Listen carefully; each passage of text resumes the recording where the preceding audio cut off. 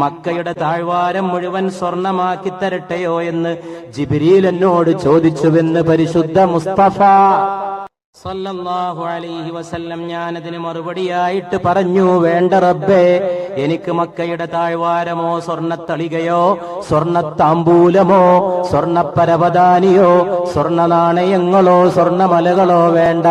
എനിക്ക് ഒരു ദിവസം അന്നം കഴിക്കാൻ നീ സൗകര്യം ചെയ്തു തന്നാൽ മതി അല്ലാ.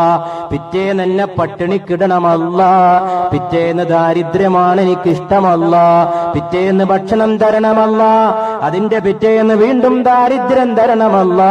ഭക്ഷണം കഴിച്ചാൽ ഞാൻ നിന്നെ സ്തുതിച്ചു കൊള്ളാമല്ലോ. ഭക്ഷണമില്ലാതെ പട്ടിണിയായാൽ ഞാൻ നിന്നെ ഓർത്ത് പ്രാർത്ഥിച്ചു കൊള്ളാമല്ലോ. ഒരു ദിവസം എനിക്ക് സുഭിക്ഷത തന്നാൽ പിറ്റേ ദിവസം എനിക്ക് ദാരിദ്ര്യം നൽകണമല്ലോ. അല്ലാഹുമ്മ അഹ്യിനി മിസ്കീന വ അമിത്നി മിസ്കീന.